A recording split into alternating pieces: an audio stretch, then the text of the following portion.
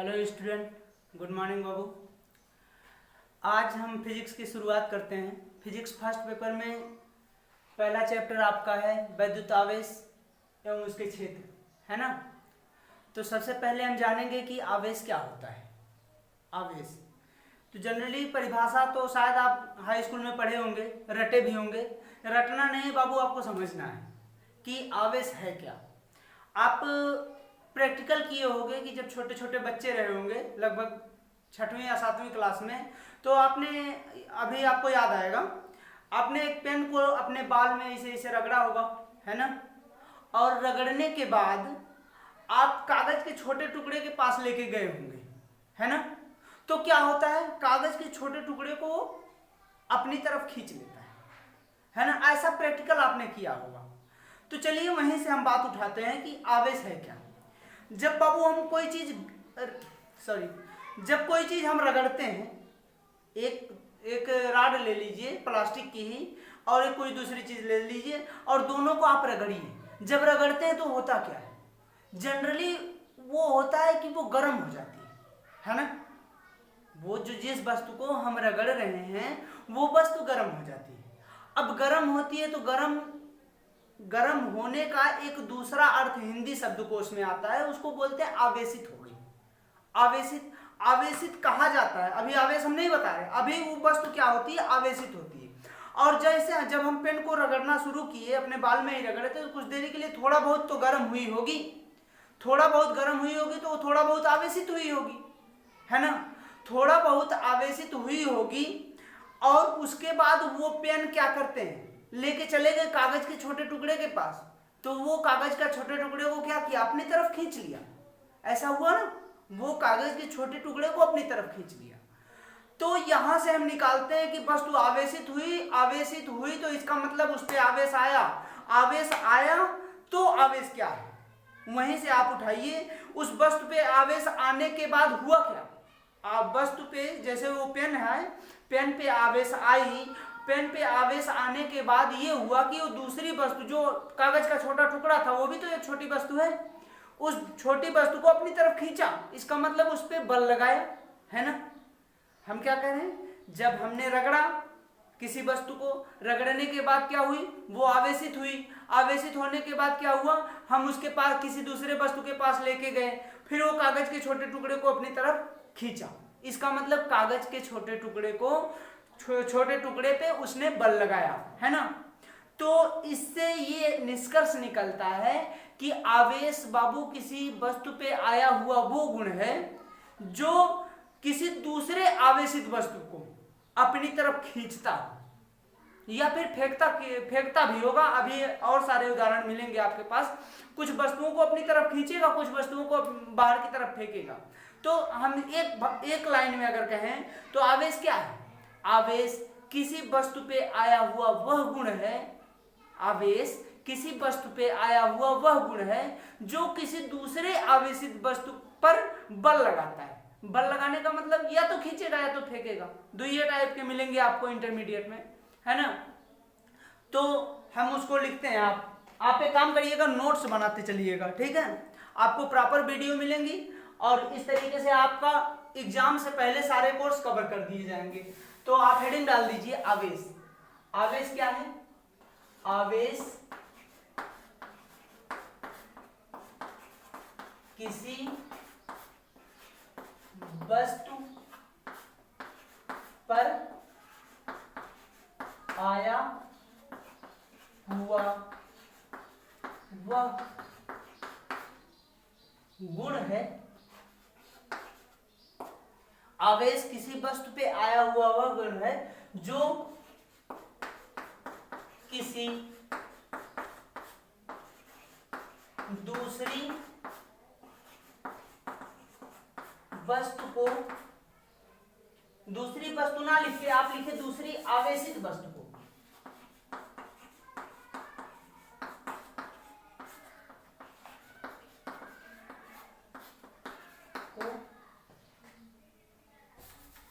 आवेशित वस्तु पर बल लगाता है, बल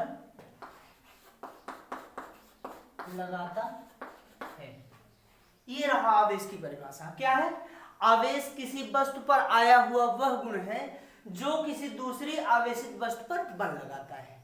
अब हम चेक करते हैं, एक आध उदाहरण ले लीजिए इसकी, और क्या क्या गुण हो सकते हैं, क्या क्या कैसे कैसे काम करता है। तो बाबू आवेश आता कैसे है? आवेश देखिए अभी आगे आपको बताया जाएगा, पैदा नहीं किया जाता है, ना ही नष्ट किया जा सकता है, आगे मिलेगा। लेकिन आवेश हम जाने कैसे? आवेश हम जब किसी रॉड को, किसी भी वस्तु को एक दूसरी चीज में रगड़े और वो दूसरी वस्तु पे बल लगाए, तब ना हम कहे कि हाँ इस पे आवेश आया है, हैं? तभी तो कह सकते हैं कि इस पे आवेश आया। तो अलग अलग साइंटिस्ट अपने अलग अलग प्रयोग किए, उसमें कुछ प्रयोग आपके सामने हम भी कर रहे हैं जो किया हुआ है, शायद आप लोग भी किए होंगे, नहीं किए होंगे तो याद आएंगे थोड़े बहुत, है ना। तो चलिए थोड़ा सा प्रैक्टिकल करते हैं।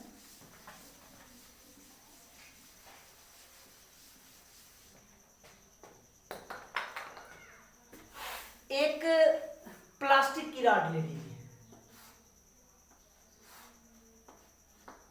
ये हमने कैसा ले लिया?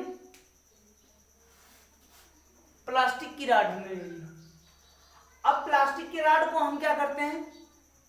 रगड़ते हैं। किससे? सिल्क से रगड़ लीजिए, कपड़े से, है ना। प्लास्टिक की रॉड आपको जनरली वो जो 5 रुपए की पेन नहीं आती जिससे हमें लगता है कि शीशा है, शीशा नहीं होता, प्लास्टिक का होता है, उसको पेन को आप रगड़िए, रगड़ने के बाद क्या करते हैं? कागज के छोटे छोटे टुकड़े के पास लेके चले जाते हैं। तो ये क्या करता है? ये इसकी तरफ खींचा चला जाता है ना। जब हम रगड़ते हैं तो ये है कैसा? ये प्लास्टिक है। ये क्या है? प्लास्टिक। ये प्लास्टिक की छड़ को हमने कपड़े से रगड़ा, रेशम से रगड़ा, और ये क्या करते हैं? इसकी तरफ कागज के छोटे छोटे टुकड़े खींचे चले जाते हैं। तो इन्होंने सोचा, जो भी आप प्रैक्टिकल कर रहे थे उन्होंने सोचा, कहा कि अगर मान लेते हैं, मान लीजिए कि अगर ये प्लास्टिक की छड़ इस कागज के टुकड़े को खींच रही है, तो एक और प्लास्टिक की छड़ को क्यों ना लाया जाए और उस दूसरे वाले को चेक किया जाए। क्या हो सकता है कि पता नहीं खींचेगा कि नहीं खींचेगा, या हो सकता है इसमें कोई जादू हो, इसमें ना हो। तो इन्होंने दूसरी प्लास्टिक की छड़ को लिया और ये कागज रगड़ने के बाद कागज के छोटे टुकड़े के पास लेके चले गए, और छोटे टुकड़े क्या करते हैं? इस रॉड पे चिपक जाते हैं। दूसरी प्लास्टिक की छड़ भी ऐसा ही काम की, दूसरी प्लास्टिक की छड़ भी वही कागज के टुकड़े को खींच ली। तो फिर इनके दिमाग में ये आने लगा कि ये भी प्लास्टिक का टुकड़ा रगड़ने के बाद कागज के छोटे टुकड़े को अपनी तरफ खींच रहा है, ये भी प्लास्टिक का टुकड़ा कागज के छोटे टुकड़े को रगड़ने के बाद खींच रहा है। तो इसका मतलब अगर दोनों को सिल्क में रगड़ के दोनों को चिपकाया जाए, दोनों को पास लाया जाए, तो हो सकता है दोनों आपस में चिपके। ऐसा हो सकता है, ऐसा हो सकता है बाबू कि दोनों आपस में चिपकना शुरू कर दें। तो इन्होंने काम क्या किया? दोनों को रेशम के टुकड़े से, रेशम से रगड़े, कागज उससे कपड़े से रगड़े, सिल्क से रगड़े, ठीक है, ये दोनों ही प्लास्टिक हैं। तो दोनों जब रगड़ा गया और इसको धागे से बांध दिया गया। अभी हम आपको समझा रहे हैं। ये मान लेते हैं एक दीवार थी और इसको रगड़ा गया, रगड़ने के बाद यहां इस रॉड को यहां इस तरीके से लगा दिया गया, है ना। ये कुछ मोटा था, ये रगड़ा गया है, और इसको भी रगड़ने के बाद यहां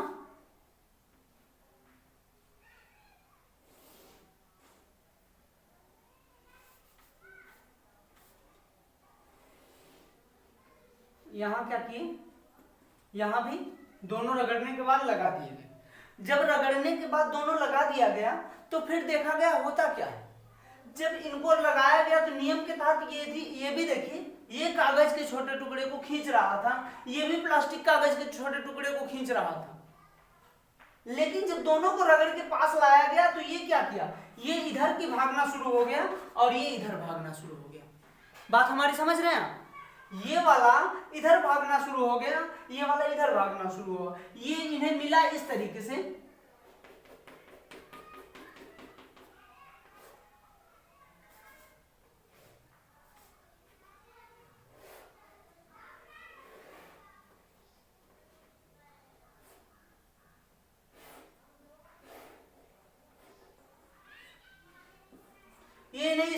मिला। देखिए ये इधर की तरफ भाग रहा है, ये इधर इधर की तरफ भाग रहा है। तो फिर इन्होंने सोचा हो सकता है यार ये प्लास्टिक ये गड़बड़। तो उन्होंने काम क्या किया, एक कांच का टुकड़ा लिया, कांच का टुकड़ा समझ रहे हैं ना, शीशे का एक रॉड लिया पतला, और फिर उसको उन्होंने ऊन से रगड़ा। ठीक है, ऊन से रगड़ने के बाद, या फिर से वो भी रेशम से रगड़ सकते हो आप, दोनों जब रगड़े गए तो रगड़ने के बाद फिर कागज के छोटे, इन्होंने एक प्रैक्टिकल तो यहाँ फ्लॉप हो गया इनका, है ना, निष्कर्ष यहाँ यही तो निकला, दोनों दूर दूर चले गए।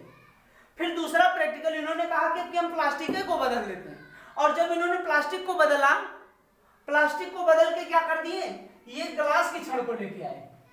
ये देखिए ये कैसा, शीशे का है,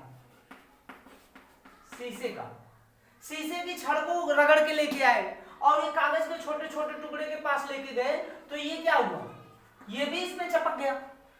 तो कह रहे हैं बाप रे गजब का जादू हो रहा है ना, जो भी ला रहे हैं रगड़ के लेके जा रहे हैं कागज के छोटे टुकड़े के पास, तो ये आपस में चिपका ले रहे हैं। फिर उन्होंने कहा एक और शीशे की छड़ हम लेके आते हैं, एक और शीशे की छड़ भाई साहब लेके आए, और फिर उसको रगड़ा गया ऊन से, सिल्क से, रेशम से। तो ये क्या करते हैं, ये भी कागज के छोटे टुकड़े को खींच रहे हैं, है ना, ये भी कागज के छोटे टुकड़े को खींच रहे हैं। तो फिर कहा कि क्यों ना दोनों रॉड को रगड़ के, जैसे इसमें प्रैक्टिकल किया गया था उसी तरीके से इसमें इन्होंने कहा कि क्यों ना दोनों रॉड को रगड़ के आपस में फिर लटकाया जाए। तो इन्होंने फिर लटकाना शुरू किया। ये शीशे के हैं,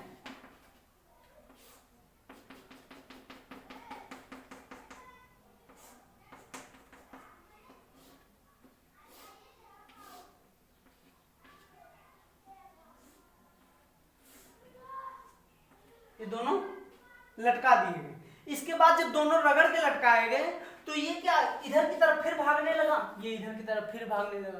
फिर हुआ क्या, फिर हुआ ये कि हमें इस दशा में इस तरीके से दिखाई देने लगा।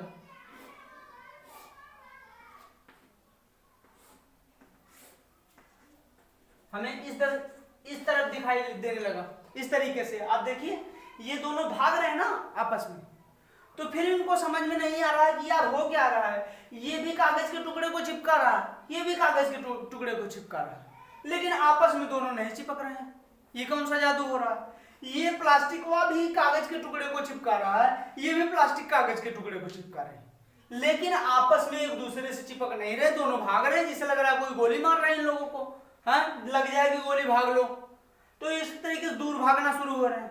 तो फिर इनके दिमाग में एक आइडिया आया।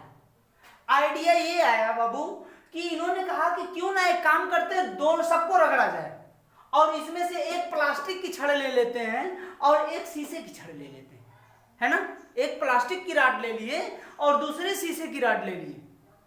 फिर क्या होता है, फिर इन्होंने रगड़ने के बाद देखा, इधर हम बना दे रहे हैं,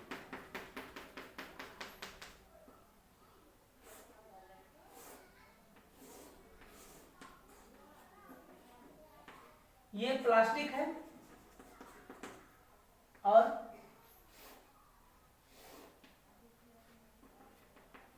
ये ग्लास है ना। एक प्लास्टिक की रॉड को लटकाया, एक ग्लास की रॉड को लटकाया, स्वतंत्रता पूर्वक तो लटका दिए भाई साहब। और इसके बाद क्या किए, दोनों को कपड़े से रगड़ा गया। रगड़ के फिर जब देखें तो क्या हुआ, ये इतने दूर पे हैं हम, रगड़ने के बाद हम पाते हैं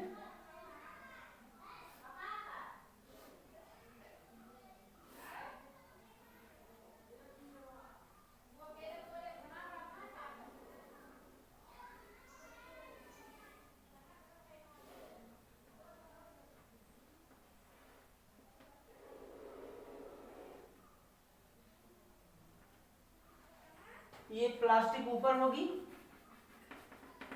और ग्लास।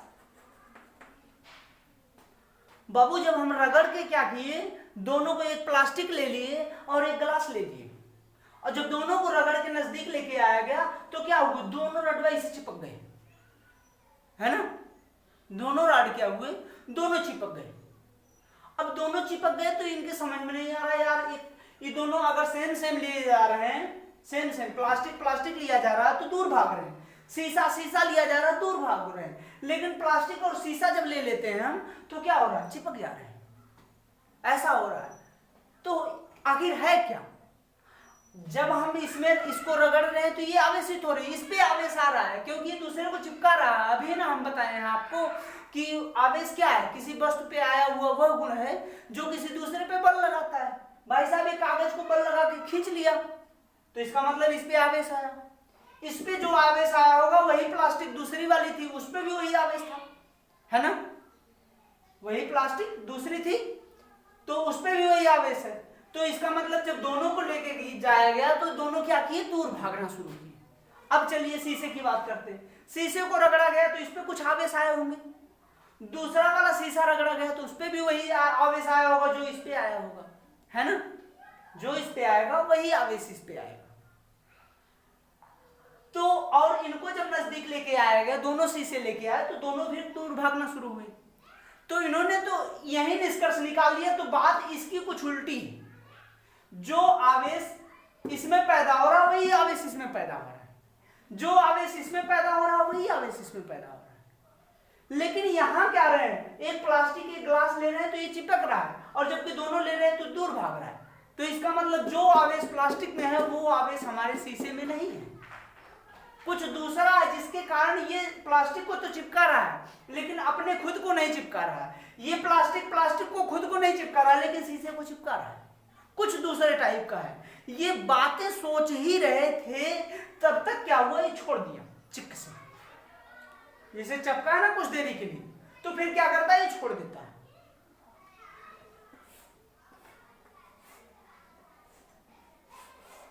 फिर ये पहले जैसी कंडीशन में हो गए। अब इनके बाद में दिमाग में समझ में नहीं आया कि अरे यार ये हो कहा है, ये छोड़ दिया, काहे छोड़ दिया भाई, चपका था तो काहे छोड़ दिया। तो इन्होंने कहा कि कुछ ऐसी चीजें हैं जो इस पे है और जो उस पे है, जिसके कारण दोनों चपकी, लेकिन कुछ देरी बाद ये पहले जैसे हो गए, बिना रगड़े जैसे थे। जैसे अब ये कागज के टुकड़े को नहीं चपकाएगा तो ये पहले जैसा हो गया। ये पहले जैसा अगर हो जाता है किसी कारणवश तो इसका मतलब जो आवेश इस पे आया होगा वो अब नहीं है ना। एक बात बताइए, ये हम चाक का डिब्बा लिए है ना, इस डिब्बे में एक चीज कोई उठा के लेके आए डालें, और दूसरी चीज उठा के लेके आए इसी डिब्बे में डालें, और उसके बाद क्या करें, डिब्बा बंद कर दें और डिब्बा खोलें। तो क्या ऐसा संभव है, क्या ऐसा संभव है कि यहां कुछ ना हो, दोनों गायब हो जाएं? हमने क्या कहा, डिब्बे में हम एक चीज इधर लेके आए, एक चीज इधर लेके आए और डिब्बा बंद कर दें और डिब्बा खोलें, तो क्या ऐसा संभव है कि दोनों गायब हो जाएं? आप कहोगे कि नहीं। तो इन्होंने इसके बारे में सोचा, इन्होंने कहा कि हाँ ये संभव है, और वो संभव है तो कहाँ है, वो संभव है केवल गणित की दुनिया में। गणित में क्या होता है कि आप एक डिब्बा ले लीजिए, है ना, आपने क्या किया, एक डिब्बा ले लिया, इस डिब्बे में उठा के +3 डाल दिए, इस डिब्बे में, इसी डिब्बे में उठा के -3 डाल दिए। अब देखिए है ना, इस पे +3 डाल दिए, इसमें -3 डाल दिए। डिब्बा बंद करेंगे, खोलेंगे तो क्या निकलेगा, शून्य। शून्य माने कुछ नहीं होता, जीरो। जीरो माने क्या, कुछ नहीं, गायब। +5 लेके चले जाओ, -5 लेके जाओ, डिब्बा बंद करो, खोलो, क्या होगा, कुछ नहीं मिलेगा। तो इसका मतलब क्या, इसका मतलब एक धनात्मक चीज होगी, एक ऋणात्मक चीज होगी, दोनों परिमाण में बराबर होंगी, तब डिब्बा हम खोलेंगे तो नहीं निकलेगा। तो इसका मतलब एक पे कोई धनात्मक चार्ज होगा और दूसरे पे कोई ऋणात्मक आवेश होगा, और उसके बाद जब तक उनका एक दूसरे को खत्म करते रहते हैं तब तक तो वो चिपका रहता है। एक कंडीशन आती है कि दोनों जब खत्म हो जाते हैं तो छोड़ देता है। तो यहां से निर्धारण होता है, यहां से निर्धारित किया गया कि आवेश 2 प्रकार के होते हैं। आवेश क्या है, आप वहीं जहां आवेश की परिभाषा लिखे हो उसी के नीचे लिखिएगा, आवेश 2 प्रकार के होते हैं। कौन कौन होते हैं भैया, एक का नाम उन्होंने पॉजिटिव रखा, पॉजिटिव आवेश, पॉजिटिव चार्ज, और दूसरे का नाम निगेटिव। मतलब एक तो धनावेश होगा, धनावेश, और दूसरा ऋणावेश। ठीक, एक का नाम इन्होंने धनावेश रख दिया, दूसरे का नाम ऋणावेश। ये तो बात हो गई भाई साहब इनकी कि ये धनावेश हो गए ऋणावेश, ठीक। लेकिन एक बात बताइए, ये वाला जो रिजल्ट निकला है ये भी तो कुछ बताएगा। तो इन्होंने कहा कि अगर इस पे निगेटिव आवेश आता है तो इस पे भी निगेटिव होगा, और अगर दोनों यहां चिपका रहे हैं तो इसका मतलब जो इस पे चार्ज है वो शीशे पे नहीं हो सकता, तो इसका मतलब इस पे पॉजिटिव होगा। मान लीजिए शीशे पे हमेशा वैसे पॉजिटिव होता है, ठीक है, मान लीजिए चाहे जो हो, तो ये पॉजिटिव निगेटिव ये पॉजिटिव ले लेते हैं। तो भैया अगर ये ऋणात्मक आवेश है, देखिए ऋण आवेश है, ये धन आवेश है ना, ऋण आवेश लेके आए नजदीक, तो ऋण आवेश को क्या किया, फेंकना शुरू किया, प्रतिकर्षित कर रहा ना, यहां लिख दीजिए प्रतिकर्षण। प्रतिकर्षण का मतलब बाबू फेंकना, ठीक। यहां धनावेश लेके आए, यहां धनावेश क्या हो रहा है, दूर भाग रहा है, तो इसका मतलब यहां भी प्रतिकर्षण हो रहा है ना।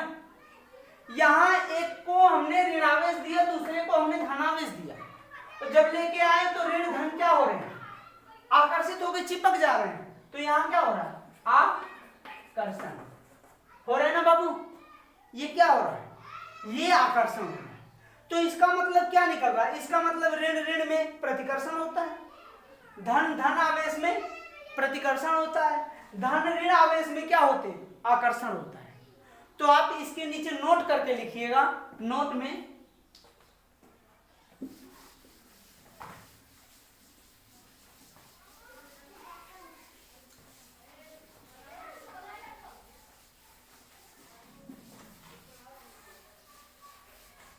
इसके नीचे आप नोट करके लिखिएगा,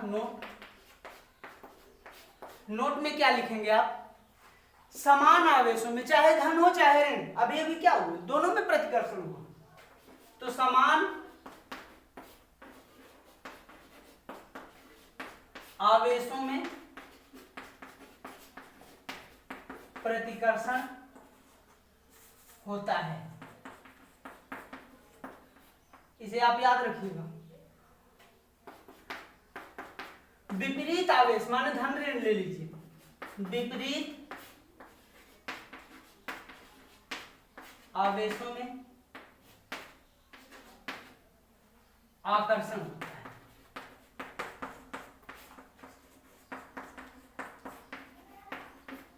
समान आवेशों में क्या हुआ, ऋण लिए धन लिए तो प्रतिकर्षण हो गया, लेकिन जहां हमने ऋण धन लिया या धन ऋण ले लिए तो वहां क्या होता है, वहां आकर्षण होता है। बाबू ये बहुत इंपॉर्टेंट चीजें हैं, इनको आप हमेशा याद रखिएगा। समान आवेशों में प्रतिकर्षण, विपरीत आवेशों में क्या होता है, आकर्षण होता है। जनरली आवेश को किससे दिखाते हैं, सामान्यतः, नई लाइन से लिखिएगा, सामान्यतः आवेश को Q से प्रदर्शित करते हैं, कैपिटल Q स्मॉल q कुछ भी लिख लीजिएगा, Q से प्रदर्शित करते हैं। और इसकी यूनिट जो होती है, इसका मात्रक जो होता है कूलाम, कूलाम एक साइंटिस्ट थे जिन्होंने इसका मात्रक अपने नाम के आधार पे ही रख दिया, ठीक है। और इसका मात्रक कूलाम होता है, इसका मात्रक क्या है, कूलाम है। तो उम्मीद करते हैं बाबू इतना आपको जरूर समझ में आया होगा। क्यू से दिखाते हैं इसको, ठीक है, और इसका मात्रक क्या होता है, कूलाम होता है। आवेश जो आप हाई स्कूल में पढ़े होंगे थोड़ा सा रहा होगा, क्योंकि यहाँ आप इंटरमीडिएट में पहुंचे, थोड़ा सा आपका स्तर बढ़ गया, तो इसलिए हमें कुछ ज्यादा बताना पड़ा। अभी आप बीएससी में जाओगे तो इससे भी ज्यादा जानकारी मिलेगी आपको। जैसे जैसे आपका लेवल बढ़ता जाएगा वैसे वैसे आपकी जानकारी बढ़ती जाएगी, है ना। तो आवेश क्या है, आवेश किसी वस्तु पे आया हुआ वह गुण है जो किसी दूसरी वस्तु पे बल लगाता है, ये परिभाषा होगी। आवेश को किससे दिखाते हैं, सर जी आवेश को क्यू से दिखाते हैं। आवेश का मात्रक क्या होता है, इसका मात्रक कूलाम होता है ना। उसके बाद आपने क्या पढ़ा, ये दो प्रकार के होते हैं, कैसे कैसे होते हैं, एक धनावेश होता है दूसरा ऋण आवेश होता है ना। और नोट में लिखा, नोट में क्या लिखा, समान आवेशों में प्रतिकर्षण होता है। इसका मतलब धन आवेश में क्या होगा, प्रतिकर्षण होगा। ऋण आवेश में क्या होगा, प्रतिकर्षण होगा। लेकिन दूसरे नंबर में आपने लिखा कि विपरीत आवेशों में आकर्षण होता है। इसका मतलब क्या, धन आवेश और ऋण आवेश में आकर्षण होगा, ऋण आवेश और धन आवेश में भी आकर्षण होगा, है ना। तो ये रहे आपके आवेश। आवेश के कुछ मूल गुण होते हैं।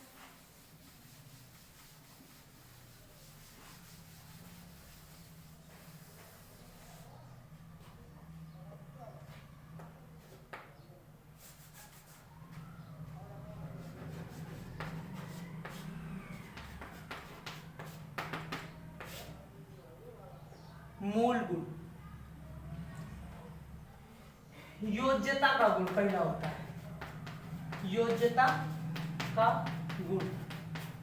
इसे अंग्रेजी में कहा जाए तो एडिटिव प्रॉपर्टी।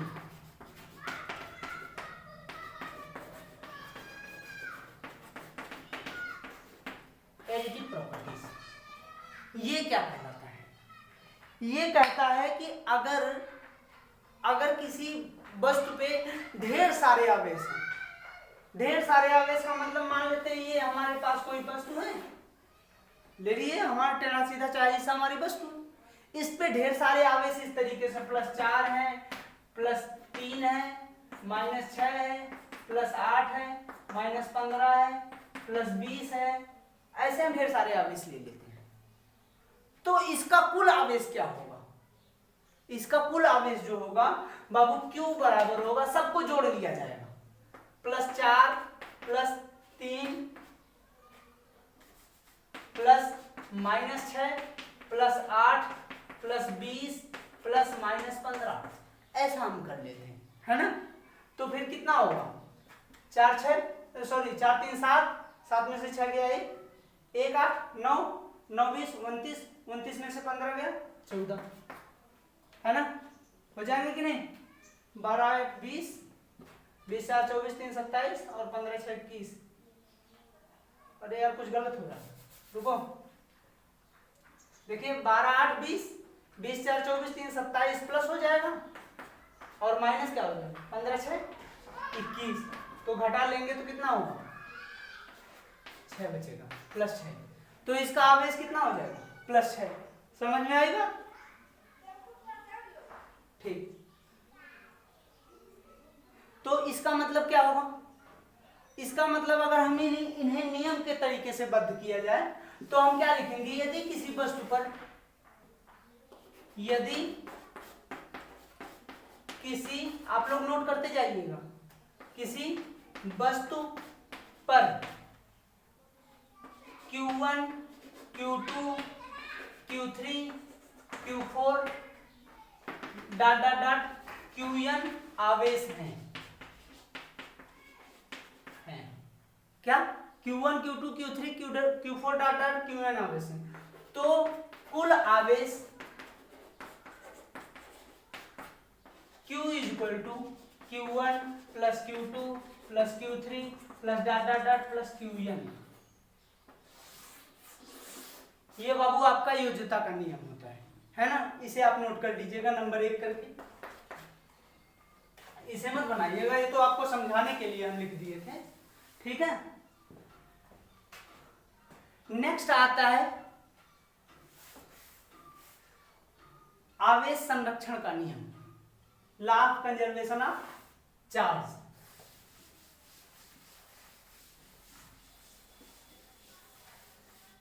नंबर 2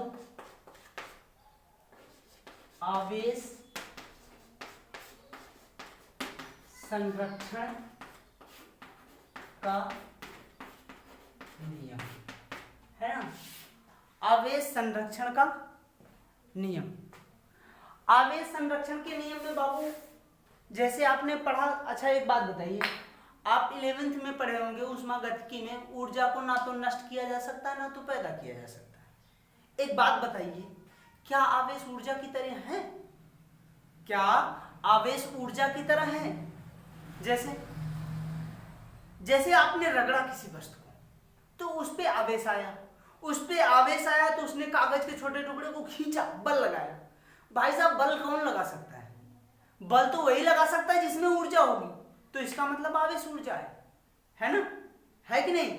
और ऊर्जा को चूंकि नष्ट नहीं किया जा सकता है, तो भाई साहब आवेश को कहां से नष्ट किया जा सकता है, अब ना तो पैदा किया जा सकता है, आवेश को भी नहीं पैदा किया जा सकता है। तो वही चीज है, आवेश को ना तो पैदा किया जा सकता है ना तो नष्ट किया जा सकता है, लेकिन इसे एक रूप से दूसरे रूप में बदला जा सकता है।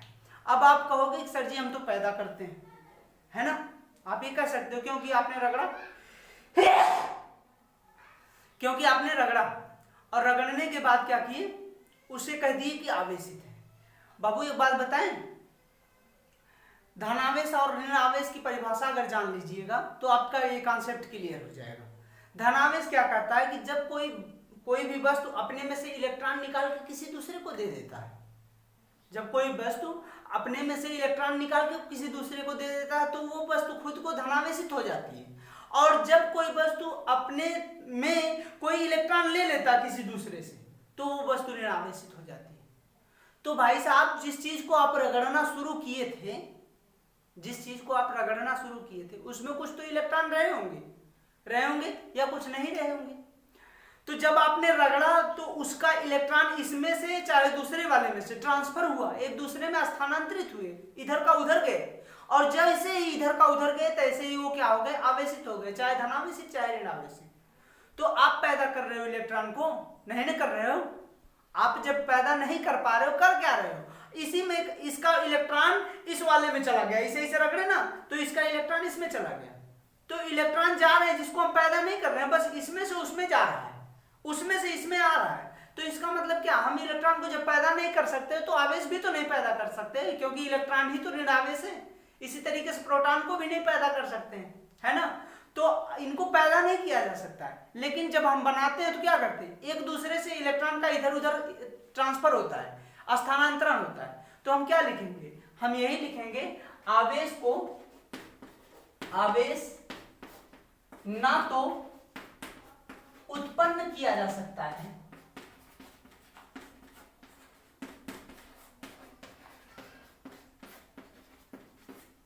ना तो उत्पन्न किया जा सकता है और ना ही नष्ट किया जा सकता है। आवेश को ना तो उत्पन्न किया जा सकता है ना तो नष्ट किया जा सकता है, लेकिन बाबू किया क्या जा सकता है, इसको एक वस्तु में से दूसरे वस्तु में स्थानांतरित किया जा सकता है, परंतु इसे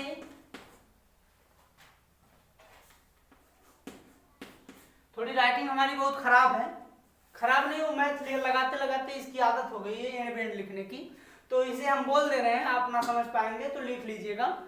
आवेश को ना तो उत्पन्न किया जा सकता है ना ही नष्ट किया जा सकता है, परंतु इसे एक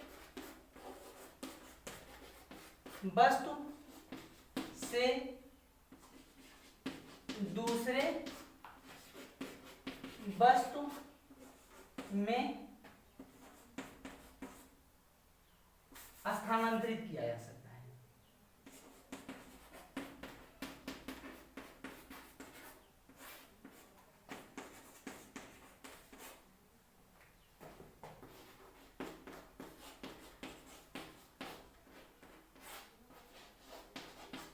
इसे एक वस्तु से दूसरे वस्तु में क्या किया जा सकता है, स्थानांतरित किया जा सकता है। तो ये रहे आपके आवेश संरक्षण के नियम, ठीक। और एक आता है क्वांटाइजेशन ऑफ द चार्जेस, क्वांटीकरण कह सकते हैं हिंदी में, इसकी हिंदी याद नहीं आ रही है, क्वांटीकरण होता है, क्वांटाइजेशन को एक मिनट डस्टर इधर यार,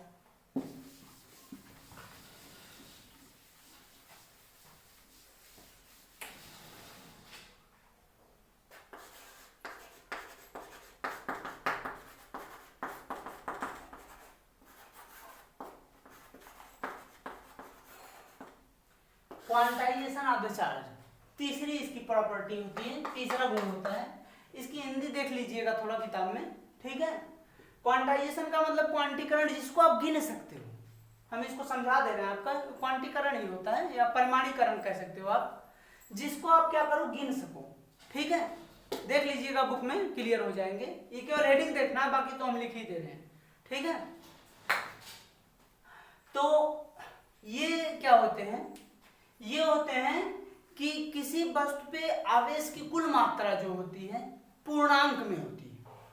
किसी वस्तु पे पूर्णांक का मतलब खड़ी खड़ी गिनती, जैसे 1 हुआ, 2 हुआ, 3 हुआ, ऐसा नहीं कहेंगे कि 1.5 हो गया, 2.5 हो गया, वो नहीं हम कह सकते। जब भी करेंगे क्या करेंगे, खड़ी खड़ी गिनती करेंगे। तो किसी वस्तु पर आवेश की कुल मात्रा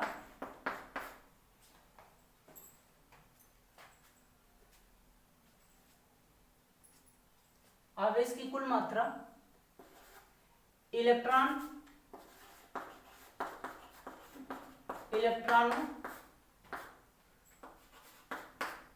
की संख्या का पूर्ण गुणज होती है। इलेक्ट्रॉनों का की संख्या का पूर्ण गुणज होती है।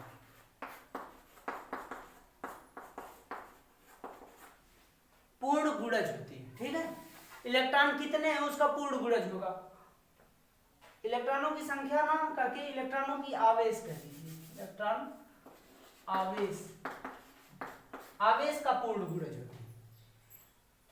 तो इसका मतलब क्या, अगर मान लेते हैं कोई भी वस्तु है ना, ये वस्तु है, इस पे क्या करें n इलेक्ट्रॉन, 1 2 3 4 नहीं, n इलेक्ट्रॉन है, n इलेक्ट्रॉन इस पे है, तो इसका कुल आवेश जो होता है Q बराबर ne होता है। प्लस माइनस दोनों होते, चलिए प्लस माइनस छोड़िए, इसका जैसा आवेश होगा वैसा हो जाएगा, है ना। तो यहाँ नीचे आप लिख लीजिए, यदि किसी वस्तु पर n इलेक्ट्रॉन है तो उसका कुल आवेश क्या होगा, Q इक्वल टू ne। ठीक है, उम्मीद करते हैं कि बाबू ये आपको आवेश और आवेश की बेसिक प्रॉपर्टी, जिसको कहते हो आप मूल गुण, ये दोनों आपको समझ में आए होंगे, है ना। मिलते हैं अगले टॉपिक के साथ, कूलाम का नियम, जो कि बहुत मोस्ट इंपॉर्टेंट टॉपिक है। अगले दिन मिलेंगे, तब तक के लिए थैंक यू।